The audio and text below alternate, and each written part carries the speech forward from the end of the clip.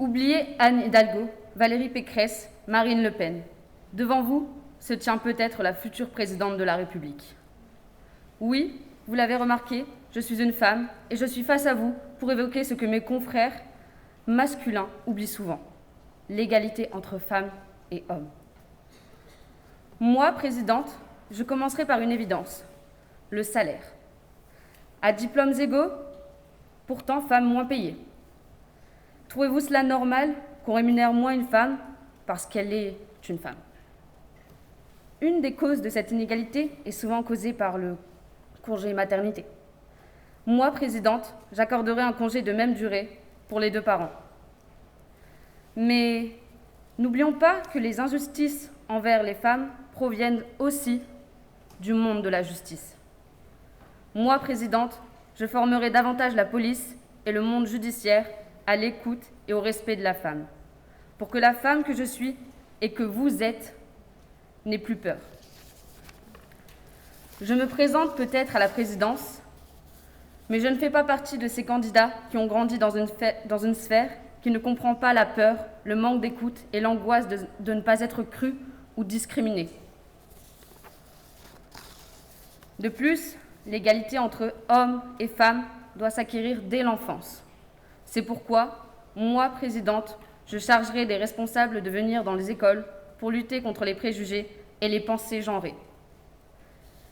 N'oublions pas le secteur privé. Je réunirai syndicats, chefs d'entreprise, afin d'évoquer avec eux les quotas qui ne sont à l'heure actuelle que trop faibles. Mes paroles vous semblent peut-être utopiques, mais j'ai conscience que le monde politique dans lequel j'évolue n'a guère de leçons à donner.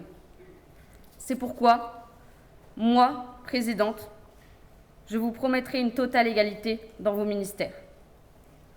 Un monde plus juste pour les femmes, mais aussi pour les hommes, car soyez rassurés, nous ne vous oublions pas.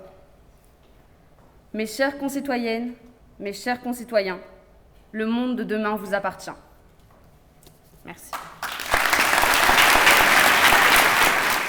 Bonjour mesdames et messieurs.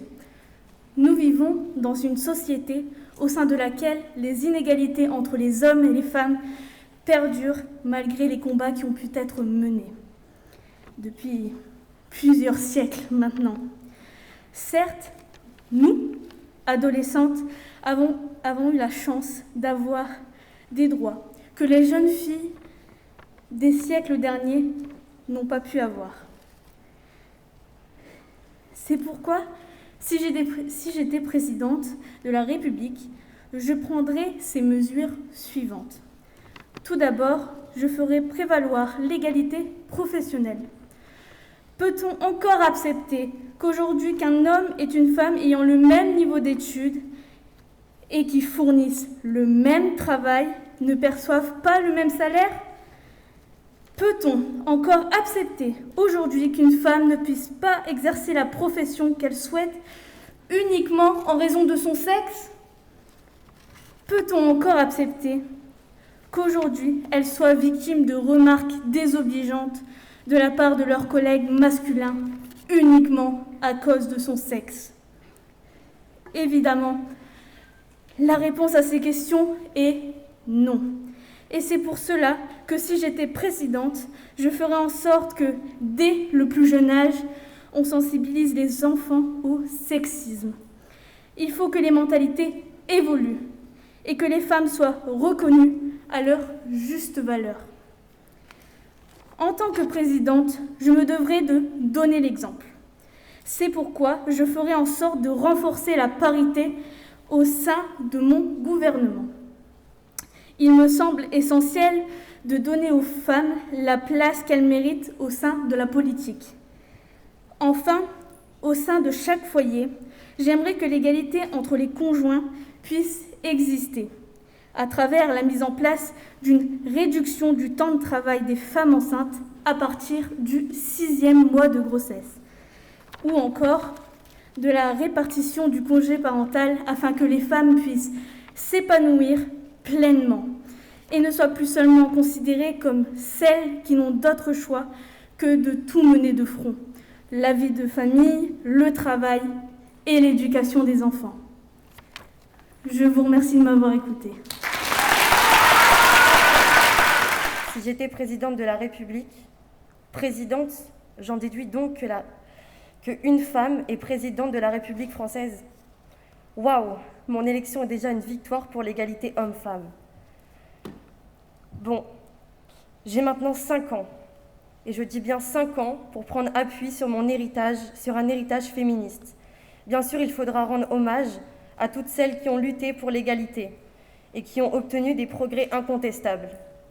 Ouvrons des lycées, Olympe de Gouges, des collèges Simone Veil, des écoles Simone de Beauvoir. Inscrivons dans nos paysages et nos mémoires ces noms de femmes pour nous souvenir qu'avant nous, il y a eu elles. Puis, concrètement, quelles mesures ? Ma principale action sera d'agir dans l'éducation. L'éducation, l'arme essentielle pour changer le monde. Moi, présidente de la République, je demanderai aux enseignants d'accueillir, dès leur plus jeune âge, les enfants sans distinction de sexe, de les aider à se choisir et à s'émanciper en prenant en compte les talents naturels et les goûts, qu'ils soient garçons ou filles.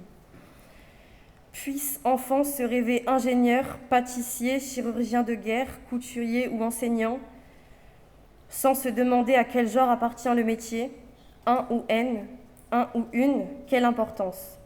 Je veux qu'à la fin de mon mandat, nous ne nous pensions plus comme femmes ou hommes, mais comme des individus égaux, autonomes, rassemblés autour de valeurs universelles et fraternelles. En 2018, le président actuel a surnommé Marianne l'engagée. Il la voulait fonceuse, déterminée, jeune et féministe. Présidente, moi, Marianne, je m'engage à travailler pour que les hommes et les femmes se rassemblent sous la même bannière, celle de l'être humain et de l'universel.